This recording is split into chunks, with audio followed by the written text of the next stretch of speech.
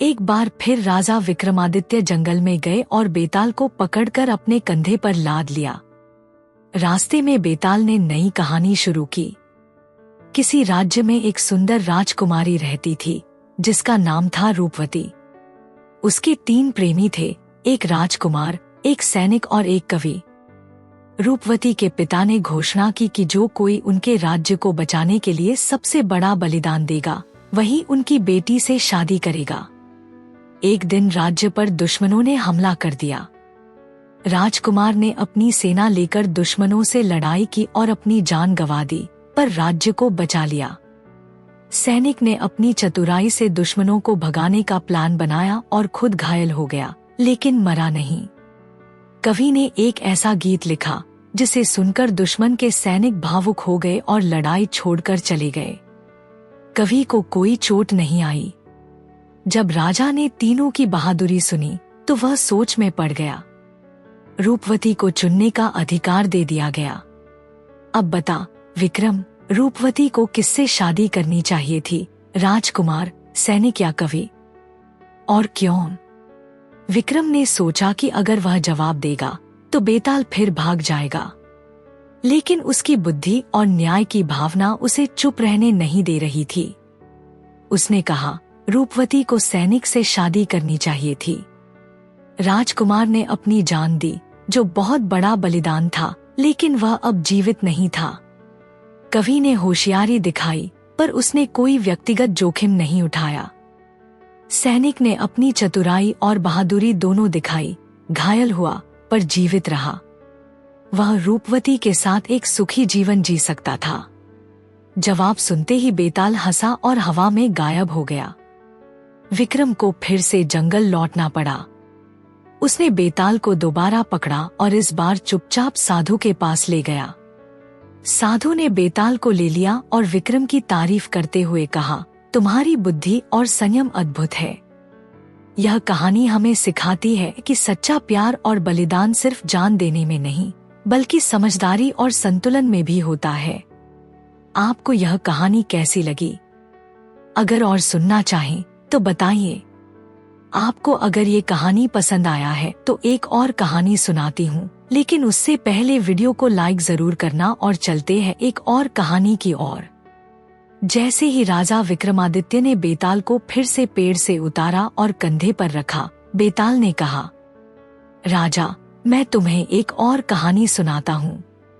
अगर तुमने इसका उत्तर दिया तो मैं उड़ जाऊंगा, लेकिन अगर उत्तर जानते हुए भी चुप रहे तो मैं तुम्हारे साथ चलूंगा। राजा चुप रहे और बेताल ने कहानी शुरू की। बहुत समय पहले की बात है। एक राज्य में 3 राजकुमार एक ही कन्या से प्रेम करते थे। उस कन्या का नाम था सौम्या और वह रूपवती और विदुषी थी।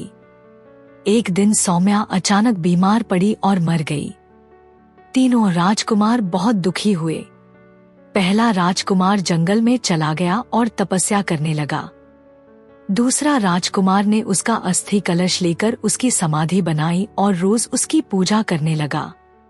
तीसरा राजकुमार ने देश देश घूमकर एक तांत्रिक ग्रंथ पाया जिसमें मरे हुए को जीवित करने की विधि लिखी थी। वह लौट कर आया और उस मंत्र से सौम्या को फिर जीवित कर दिया। अब तीनों राजकुमार फिर उसके विवाह के योग्य थे। हर एक ने त्याग किया था, लेकिन सौम्या किससे विवाह करे? बेताल ने फिर पूछा, राजा विक्रम, बताओ, इन तीनों में से सबसे योग्य वर कौन है? किससे सौम्या का विवाह होना चाहिए? विक्रम का जवाब, बेताल, तीनों ने अपने अपने तरीके से प्रेम और त्याग दिखाया, लेकिन तीसरा राजकुमार सबसे योग्य है, क्योंकि उसने सिर्फ प्रेम ही नहीं बल्कि सौम्या को जीवन दान दिया। उसका योगदान सबसे महान था, इसलिए वही सबसे योग्य वर है। बेताल मुस्कराया और बोला, एक बार फिर तुमने सही जवाब दिया, राजा विक्रम, लेकिन अब मैं फिर उड़ रहा हूँ। और वह हवा में गायब हो गया। आपको अगर ये कहानी पसंद आया है तो एक और कहानी सुनाती हूँ, लेकिन उससे पहले वीडियो को लाइक जरूर करना और चलते हैं एक और कहानी की ओर। श्मशान के उस पेड़ से बेताल को उतारकर जैसे ही राजा विक्रम उसे कंधे पर लेकर चलने लगे, बेताल फिर बोला, राजा, रास्ता लंबा है, मैं तुम्हें एक और कहानी सुनाता हूँ। अगर उत्तर दिया तो मैं उड़ जाऊंगा, अगर चुप रहे तो मैं तुम्हारे साथ चलूंगा। राजा विक्रम चुप रहे। बेताल ने कहानी शुरू की। एक बार की बात है, एक राज्य में एक वीर सैनिक था, उसका नाम था अर्जुन। वह राजा का बहुत विश्वासपात्र और निडर योद्धा था। एक दिन युद्ध हुआ। अर्जुन ने अपनी जान की परवाह किए बिना राजा की रक्षा की, लेकिन गंभीर रूप से घायल हो गया।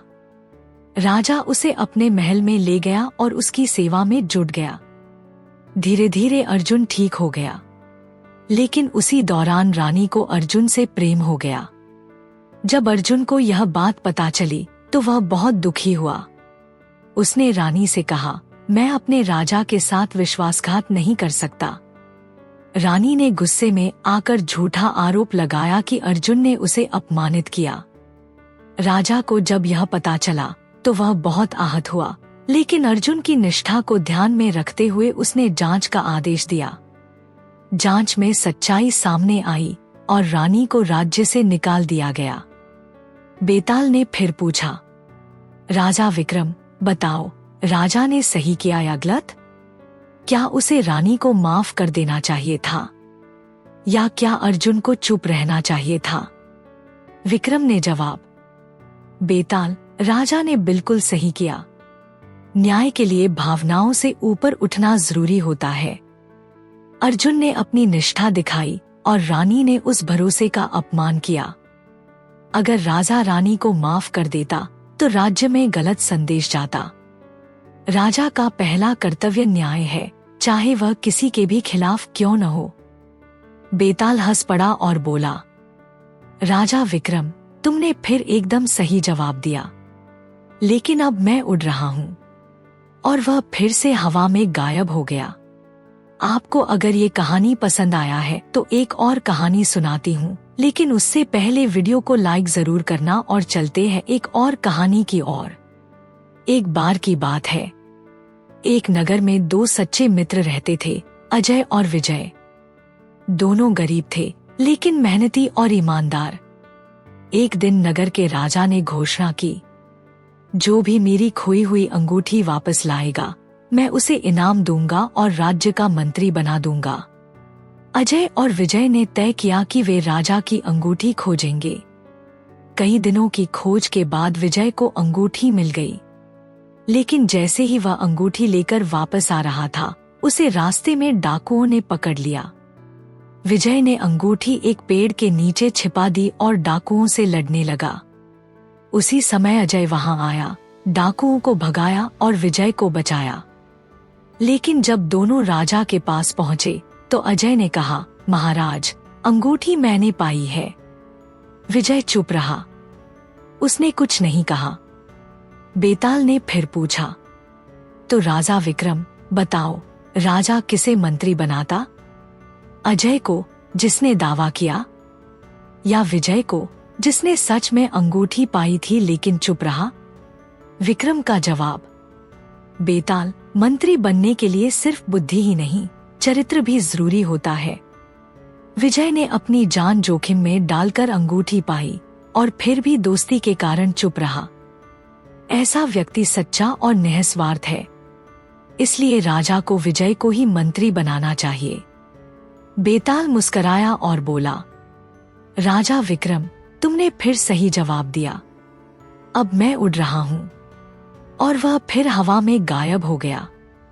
आपको अगर ये कहानी पसंद आया है तो एक और कहानी सुनाती हूँ, लेकिन उससे पहले वीडियो को लाइक जरूर करना और चलते हैं एक और कहानी की ओर। राजा विक्रम ने जैसे ही बेताल को फिर से पेड़ से उतारा और कंधे पर डाला, बेताल ने एक और कहानी सुनानी शुरू की। एक बड़े राज्य की सुंदर राजकुमारी थी, उसका नाम था चित्रलेखा। वह बहुत बुद्धिमान और गुणों से भरपूर थी। जब वह विवाह योग्य हुई तो 3 पड़ोसी राज्यों के राजकुमार उसके लिए रिश्ता लेकर आए। राजा ने कहा, मैं बेटी की मर्जी से ही शादी कराऊंगा। तुम तीनों को एक वर्ष की यात्रा पर जाना होगा। जो सबसे अनोखी और उपयोगी वस्तु लाएगा वही चित्रलेखा का हाथ जीत सकेगा। तीनों राजकुमार अलग अलग दिशाओं में निकल पड़े। पहला राजकुमार एक ऐसी दूरबीन लाया जिससे वह कहीं भी बैठकर किसी को भी देख सकता था। दूसरा राजकुमार एक उड़ने वाली गाड़ी लाया जो उसे किसी भी जगह तुरंत ले जा सकती थी। तीसरा राजकुमार एक चमत्कारी औषधि लाया जिससे मरे हुए इंसान को भी जीवित किया जा सकता था। जब वे वापस आए उन्होंने दूरबीन से देखा कि चित्रलेखा बीमार होकर मर रही है। उन्होंने उड़ने वाली गाड़ी से तुरंत महल पहुंचा और तीसरे राजकुमार ने औषधि से उसे बचा लिया। बेताल ने फिर राजा से कहा, राजा विक्रम, बताओ अब राजकुमारी किससे विवाह करे? तीनों की वस्तुएं महत्वपूर्ण थी, पर सबसे योग्य कौन था? राजा विक्रम का उत्तर, बेताल, तीनों राजकुमारों ने अनमोल वस्तुएं लाई थीं, लेकिन सबसे योग्य तीसरा राजकुमार है। क्योंकि पहले ने सिर्फ देखा, दूसरे ने पहुंचाया, लेकिन तीसरे ने ही चित्रलेखा की जान बचाई। जीवन सबसे कीमती चीज है और जिसने जान बचाई उसी से विवाह होना चाहिए। बेताल हंसकर बोला, एक बार फिर तुमने सही उत्तर दिया राजा विक्रम, लेकिन अब मैं फिर उड़ रहा हूँ। और वह फिर पेड़ की ओर उड़ गया। आपको अगर ये कहानी पसंद आया है तो एक और कहानी सुनाती हूँ, लेकिन उससे पहले वीडियो को लाइक जरूर करना और चलते हैं एक और कहानी की ओर। राजा विक्रमादित्य ने फिर से जंगल में जाकर बेताल को पकड़ा और उसे कंधे पर लाद कर चल पड़े। रास्ते में बेताल ने नई कहानी शुरू की। एक नगर में एक गरीब चित्रकार रहता था जिसका नाम था रंगीलाल। वह बहुत मेहनती था और अपने चित्रों से लोगों को खुश करता था। एक दिन उसने एक ऐसा चित्र बनाया जो देखने में जादुई लगता था। एक सुंदर बगीचा जिसमें फूल खिले हुए थे और पक्षी चहचहा रहे थे। उस चित्र को देखकर लोग मंत्रमुग्ध हो गए। 3 लोग उस चित्र को खरीदने आए। पहला था एक धनी सेठ जिसने कहा, मैं तुम्हें सोने की थैली दूंगा, यह चित्र मुझे दे दो। दूसरा था एक राजा जिसने कहा, मैं तुम्हें अपने महल में जगह दूंगा और तुम्हारा नाम मशहूर करूंगा। तीसरा था एक बूढ़ा किसान जिसने कहा, मेरे पास कुछ नहीं है, पर यह चित्र देखकर मुझे अपनी जवानी के दिन याद आते हैं। इसे मुझे दे दो, मैं तुम्हें अपनी दुआएं दूंगा। रंगीलाल ने सोचा और चित्र बूढ़े किसान को दे दिया। सेठ और राजा नाराज हो गए। उन्होंने कहा कि रंगीलाल ने मूर्खता की क्योंकि उसने धन और शोहरत ठुकरा दी। अब बता विक्रम, रंगीलाल का फैसला सही था या गलत? सच्ची कीमत किसमें थी, धन, शोहरत या भावना में? विक्रम ने सोचा। वह जानता था कि जवाब देने से बेताल भाग जाएगा, लेकिन कहानी का सवाल उसे चुप रहने नहीं दे रहा था। उसने कहा, रंगीलाल का फैसला सही था। सच्ची कीमत भावना में थी। धन और शोहरत आते जाते रहते हैं, लेकिन किसी के दिल को खुशी देना अनमोल है। रंगीलाल ने अपने चित्र की कला से बूढ़े किसान के जीवन में रंग भरे और यह किसी भी धन या शोहरत से बढ़कर था। सच्ची कीमत वह है जो दिल से दिल तक जाती है। बेताल ने हंसते हुए कहा, विक्रम, तुम्हारा जवाब हर बार दिल को छू जाता है। और वह हवा में गायब हो गया। विक्रम को फिर जंगल लौटना पड़ा। उसने बेताल को दोबारा पकड़ा और इस बार बिना कुछ बोले साधु के पास ले गया। साधु ने कहा, विक्रम, तुम्हारी बुद्धि और संवेदना दोनों बेजोड़ हैं। यह कहानी हमें सिखाती है कि सच्ची कीमत धन या शोहरत में नहीं, बल्कि भावनाओं और मानवता में होती है। आपको अगर ये कहानी पसंद आया है तो एक और कहानी सुनाती हूँ, लेकिन उससे पहले वीडियो को लाइक जरूर करना और चलते हैं एक और कहानी की ओर। एक गांव में एक ब्राह्मण रहता था।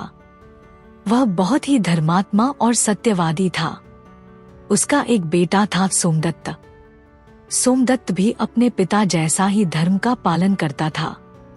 एक दिन सोमदत्त ने संकल्प लिया कि वह कभी झूठ नहीं बोलेगा, चाहे कुछ भी हो जाए। कुछ दिन बाद गांव में चोरी हो गई। राजा के सैनिकों ने गलती से सोमदत्त को चोर समझकर पकड़ लिया और राजा के सामने लाया। राजा ने पूछा, क्या तुमने चोरी की है? सोमदत्त ने कहा, नहीं महाराज, मैंने चोरी नहीं की। लेकिन अगर आप मुझे सजा देंगे तो भी मैं झूठ नहीं बोलूंगा। राजा ने सोचा कि शायद यह चालाक चोर है। उन्होंने उसे जेल में डाल दिया। कुछ दिन बाद असली चोर पकड़ा गया और सारी सच्चाई सामने आ गई। राजा को बहुत पछतावा हुआ और उन्होंने सोमदत्त को छोड़कर पुरस्कार दिया। बेताल का प्रश्न, राजा विक्रम, बताओ, अगर सोमदत्त जानता था कि राजा उसे सजा देगा तो क्या उसे सच बोलना चाहिए था? क्या धर्म का पालन करना जरूरी था जब उसकी जान को खतरा था? राजा विक्रम ने उत्तर दिया, बेताल, सोमदत्त का धर्म और उसका सत्य के प्रति विश्वास ही उसकी सबसे बड़ी शक्ति थी। अगर वह डरकर झूठ बोलता तो उसका धर्म डगमगा जाता, परंतु उसने सच बोलकर अपने आदर्शों की रक्षा की और अंत में न्याय भी मिला। इसलिए उसने सही किया। बेताल मुस्कराया और बोला, तुमने एक बार फिर सही उत्तर दिया राजा विक्रम। अब मैं फिर उड़ रहा हूँ।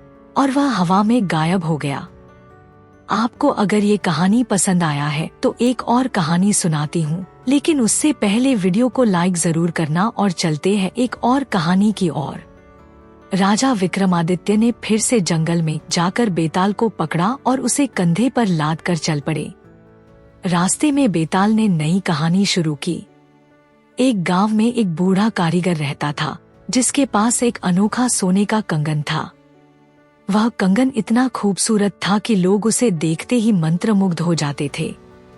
बूढ़े ने मरने से पहले अपने 3 बेटों को बुलाया और कहा, यह कंगन तुम में से किसी एक को मिलेगा, लेकिन पहले तुम्हें यह साबित करना होगा कि तुम इसके हकदार हो। बड़ा बेटा बोला, मैंने सालों तक आपके साथ काम किया और आपकी कारीगरी सीखी। यह कंगन मेरा हक है। उसने कंगन की नकल बनाकर दिखाई जो बहुत सुंदर थी। बीच का बेटा बोला, मैंने आपके बनाए सामान को बेचकर घर चलाया। यह कंगन मुझे मिलना चाहिए। उसने गांव वालों से ढेर सारी तारीफें जुटाकर पिता को दिखाईं। छोटा बेटा बोला, मैंने आपकी सेवा की और आपके बुढ़ापे में आपका ध्यान रखा। कंगन का हक मेरा है। उसने पिता के लिए एक आरामदायक कुर्सी बनाई और उनके पैर दबाए। बूढ़ा कारीगर सोच में पड़ गया। मरने से पहले उसने कंगन को एक संदूक में बंद कर दिया और चाबी छोटे बेटे को दे दी, लेकिन कुछ नहीं बोला। तीनों भाइयों में बहस छिड़ गई कि सच्चा हकदार कौन था।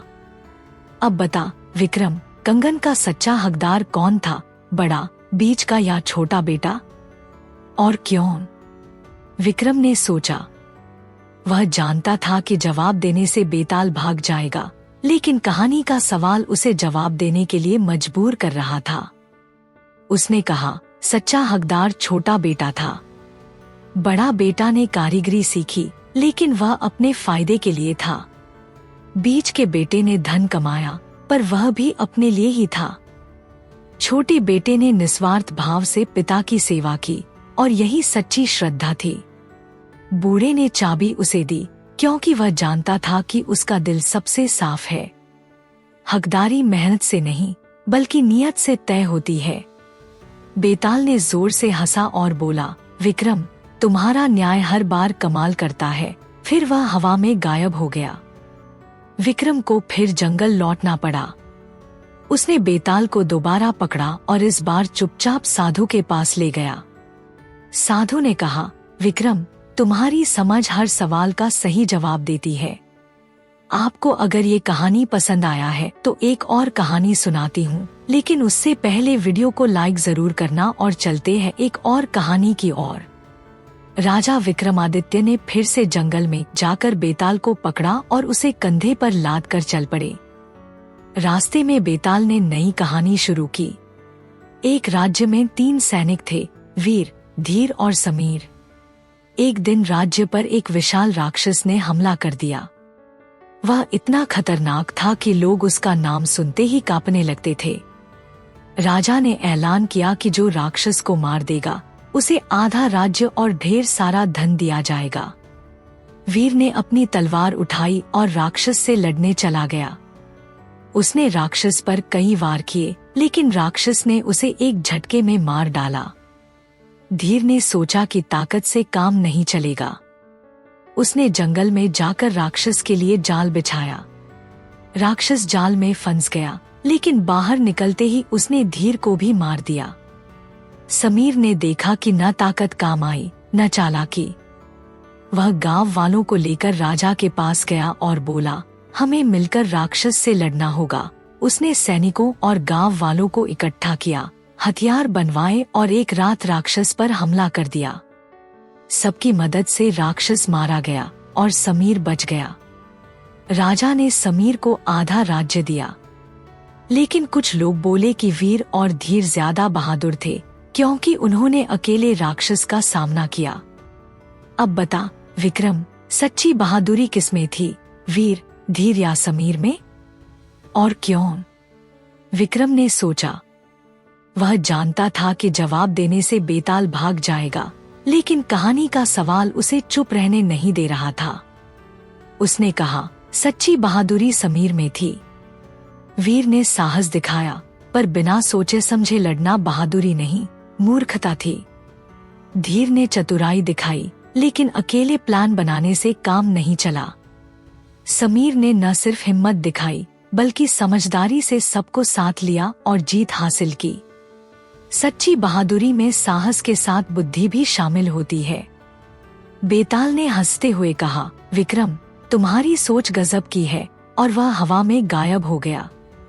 विक्रम को फिर जंगल लौटना पड़ा। उसने बेताल को दोबारा पकड़ा और इस बार चुपचाप साधु के पास ले गया। साधु ने कहा, विक्रम, तुम्हारा जवाब हर बार सच्चाई को उजागर करता है। यह कहानी हमें सिखाती है कि सच्ची बहादुरी सिर्फ ताकत या साहस में नहीं, बल्कि समझदारी और एकजुटता में होती है। आपको अगर ये कहानी पसंद आया है तो एक और कहानी सुनाती हूँ, लेकिन उससे पहले वीडियो को लाइक जरूर करना और चलते हैं एक और कहानी की ओर। राजा विक्रमादित्य ने फिर से जंगल में जाकर बेताल को पकड़ा और उसे कंधे पर लाद कर चल पड़े। रास्ते में बेताल ने नई कहानी शुरू की। एक गांव में 3 भाई रहते थे, रामू, श्यामू और घनश्याम। तीनों अपनी चतुराई के लिए मशहूर थे। एक दिन गांव में एक अमीर साहूकार आया और बोला, मैं तुम तीनों को एक पहेली दूंगा। जो इसे सुलझाएगा उसे मैं अपनी आधी संपत्ति दे दूंगा। साहूकार ने पहेली दी, मेरे पास एक बक्सा है जिसमें एक सोने का सिक्का है। बक्से पर ताला लगा है और चाबी मेरे पास है। बिना ताला तोड़े और बिना चाबी मांगे सिक्का कैसे निकालोगे?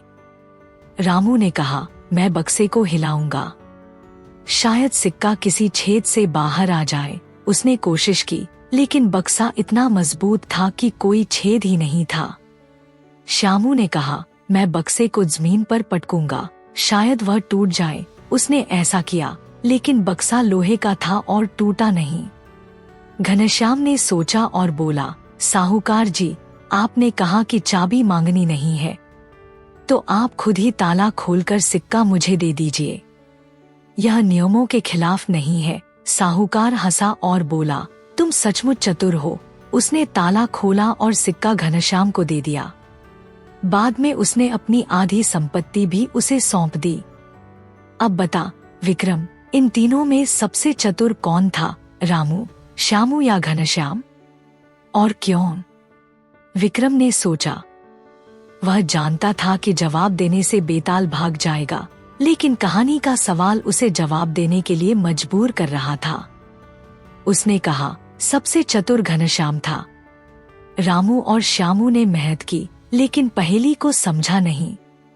घनश्याम ने साहूकार के शब्दों पर गौर किया और नियमों का चतुराई से इस्तेमाल किया। चतुराई मेहनत से नहीं, बल्कि समझदारी से काम करने में होती है। बेताल ने ठहाका लगाया और बोला, विक्रम, तुम भी कम चतुर नहीं हो। फिर वह हवा में गायब हो गया। विक्रम को फिर जंगल लौटना पड़ा।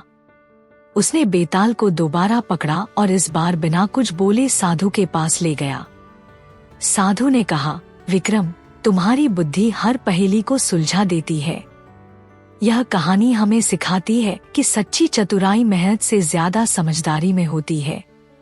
आपको अगर ये कहानी पसंद आया है तो एक और कहानी सुनाती हूँ, लेकिन उससे पहले वीडियो को लाइक जरूर करना और चलते हैं एक और कहानी की ओर। राजा विक्रमादित्य ने एक बार फिर जंगल में जाकर बेताल को पकड़ा और उसे कंधे पर लाद कर चल पड़े। रास्ते में बेताल ने नई कहानी शुरू की। एक राज्य में एक गरीब लकड़हारा रहता था जिसका नाम था हरिया। वह रोज जंगल से लकड़ियां काट कर बेचता और अपने परिवार का पेट पालता था। एक दिन जंगल में उसे एक चमकता हुआ हीरा मिला। हरिया बहुत खुश हुआ और सोचने लगा कि इसे बेचकर वह अपने परिवार के लिए ढेर सारा धन लाएगा। रास्ते में उसे 3 लोग मिले। पहला था एक व्यापारी जिसने कहा, मुझे यह हीरा दे दो, मैं तुम्हें सोने के सिक्कों से भरी थैली दूंगा। दूसरा था एक साधु जिसने कहा, यह हीरा मुझे दो, मैं तुम्हें आशीर्वाद दूंगा कि तुम्हारी हर मनोकामना पूरी हो। तीसरा था उसका दोस्त मंगल जिसने कहा, हरिया यह हीरा मुझे दे दे, मेरी बेटी बीमार है, इसे बेचकर मैं उसका इलाज करवाऊंगा। हरिया ने सोचा और हीरा अपने दोस्त मंगल को दे दिया। मंगल ने बेटी का इलाज करवाया और वह ठीक हो गई। बाद में मंगल ने हरिया को अपने घर बुलाया और उसे धन्यवाद देते हुए कुछ पैसे दिए, लेकिन व्यापारी और साधु नाराज हो गए। वे बोले कि हरिया ने गलत फैसला किया। अब बता विक्रम, हरिया का फैसला सही था या गलत? सबसे कीमती तोहफा क्या था, धन, आशीर्वाद या दोस्ती? विक्रम ने गहरी सांस ली। वह जानता था कि जवाब देने से बेताल भाग जाएगा, लेकिन कहानी का सवाल उसे चुप रहने नहीं दे रहा था। उसने कहा, हरिया का फैसला सही था। सबसे कीमती तोहफा दोस्ती थी। धन आता जाता रहता है, आशीर्वाद अनिश्चित होता है, लेकिन सच्ची दोस्ती मुसीबत में काम आती है। हरिया ने अपने दोस्त की बेटी की जान बचाई और यह किसी भी धन या आशीर्वाद से बड़ा था। मंगल ने भी बाद में उसकी मदद की, जो दोस्ती की मिसाल है। बेताल ने जोर से हंसते हुए कहा, वाह विक्रम, और हवा में गायब हो गया। विक्रम को फिर जंगल लौटना पड़ा। उसने बेताल को दोबारा पकड़ा और इस बार चुपचाप साधु के पास ले गया। साधु ने मुस्कुराते हुए कहा, विक्रम, तुम्हारा दिल और दिमाग दोनों सही रास्ता चुनते हैं। यह कहानी हमें सिखाती है कि सच्ची दोस्ती हर चीज से ऊपर होती है। आपको अगर ये कहानी पसंद आया है तो एक और कहानी सुनाती हूँ, लेकिन उससे पहले वीडियो को लाइक जरूर करना और चलते हैं एक और कहानी की ओर। राजा विक्रमादित्य ने एक बार फिर जंगल में जाकर बेताल को पकड़ा और उसे कंधे पर लाद कर चल पड़े। रास्ते में बेताल ने नई कहानी शुरू की। एक नगर में 3 व्यापारी रहते थे, धनपाल, गुणपाल और सत्यपाल। एक दिन नगर में सूखा पड़ गया और लोग भूख से मरने लगे। तीनों व्यापारियों ने फैसला किया कि वे अपनी संपत्ति से लोगों की मदद करेंगे। धनपाल बहुत अमीर था। उसने अपने गोदाम खोल दिए और सारा अनाज मुफ्त में बांट दिया, लेकिन खुद के लिए कुछ नहीं रखा। सूखा खत्म होने तक वह भूखा रहा और कमजोरी से मर गया। गुणपाल ने अपने आधे धन से अनाज खरीदा और उसे गरीबों में बांटा, पर अपने परिवार के लिए भी कुछ रख लिया। वह और उसका परिवार बच गए। सत्यपाल ने अपनी सारी संपत्ति बेच दी और एक कुआं खुदवाया ताकि लोगों को पानी मिले। सूखा खत्म होने के बाद भी कुआं लोगों के काम आता रहा और सत्यपाल अपने परिवार के साथ साधारण जीवन जीने लगा। सूखा खत्म हुआ तो लोग बहस करने लगे कि इनमें से सबसे बड़ा दान किसका था। अब बता विक्रम, सबसे बड़ा दान किसने किया, धनपाल, गुणपाल या सत्यपाल? और क्यों? विक्रम ने गहरी सांस ली। वह जानता था कि जवाब देने से बेताल भाग जाएगा, लेकिन कहानी का सवाल उसे सोचने पर मजबूर कर रहा था। उसने कहा, सबसे बड़ा दान सत्यपाल का था। धनपाल ने सब कुछ दे दिया और अपनी जान गंवा दी, जो बहुत बड़ा त्याग था, पर उसका दान सिर्फ उस समय तक सीमित रहा। गुणपाल ने समझदारी दिखाई, पर उसका दान छोटा था और सिर्फ कुछ लोगों तक पहुंचा। सत्यपाल ने ऐसा दान किया जो सूखे के बाद भी लोगों के काम आया। सच्चा दान वही है जो लंबे समय तक दूसरों का भला करे। जवाब सुनते ही बेताल जोर से हंसा और हवा में गायब हो गया। विक्रम को फिर से जंगल लौटना पड़ा। उसने बेताल को दोबारा पकड़ा और इस बार चुपचाप साधु के पास ले गया। साधु ने मुस्कुराते हुए कहा, विक्रम, तुम्हारी बुद्धि हर बार सही फैसला लेती है। यह कहानी हमें सिखाती है कि दान का मूल्य उसके प्रभाव और दूरदर्शिता में होता है, न कि सिर्फ त्याग की मात्रा में। आपको यह कहानी कैसी लगी? आपको अगर ये कहानी पसंद आया है तो एक और कहानी सुनाती हूँ, लेकिन उससे पहले वीडियो को लाइक जरूर करना और चलते हैं एक और कहानी की ओर। राजा विक्रमादित्य एक बार फिर जंगल में गए और बेताल को पकड़कर अपने कंधे पर लाद लिया। रास्ते में बेताल ने नई कहानी शुरू की। एक गांव में 3 दोस्त रहते थे, मोहन, सोहन और रोहन। तीनों की दोस्ती बहुत गहरी थी। एक दिन गांव में एक व्यापारी आया और उसने एक अनोखा खेल शुरू किया। उसने कहा, जो कोई मुझे सबसे कीमती चीज देगा, उसे मैं सोने की एक थैली दूंगा। मोहन ने सोचा और अपनी सबसे प्यारी गाय व्यापारी को दे दी, जो उसकी रोजी रोटी का साधन थी। सोहन ने अपनी माँ का दिया हुआ सोने का हार दे दिया, जो उसके लिए बहुत कीमती था। रोहन ने अपनी तलवार दे दी, जो उसके पिता की निशानी थी और उसकी रक्षा का एकमात्र साधन थी। व्यापारी ने तीनों की चीजें ली और बोला, तुम तीनों ने बहुत कीमती चीजें दी, लेकिन अब एक दूसरा खेल है। कल सुबह जो सबसे पहले यहाँ आएगा, वही सोने की थैली ले जाएगा। यह सुनकर तीनों दोस्त अपने घर चले गए। रात को एक तूफान आया। मोहन अपनी गाय को बचाने के लिए खेत में चला गया और सुबह देर से पहुंचा। सोहन अपनी माँ को तूफान से बचाने में लगा रहा और वह भी देर से आया। लेकिन रोहन रात भर जागता रहा और सुबह सबसे पहले व्यापारी के पास पहुंच गया। उसने सोने की थैली जीत ली। अब बता विक्रम, इन तीनों में से सच्चा दोस्त कौन था? क्या रोहन ने अपने दोस्तों के साथ धोखा किया? विक्रम ने सोचा। वह जानता था कि जवाब देने से बेताल भाग जाएगा, लेकिन कहानी का सवाल उसे परेशान कर रहा था। उसने कहा, सच्चा दोस्त कोई एक नहीं था, क्योंकि दोस्ती में बलिदान और समझदारी दोनों जरूरी हैं। मोहन और सोहन ने अपने परिवार और कीमती चीजों की रक्षा की, जो सही था। रोहन ने मौके का फायदा उठाया, पर उसने धोखा नहीं किया। उसने बस खेल के नियमों का पालन किया।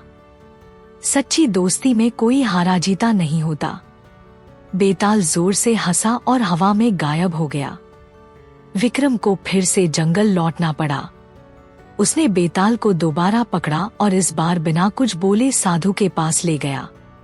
साधु ने कहा, विक्रम, तुम्हारी बुद्धि हर बार मुझे हैरान करती है।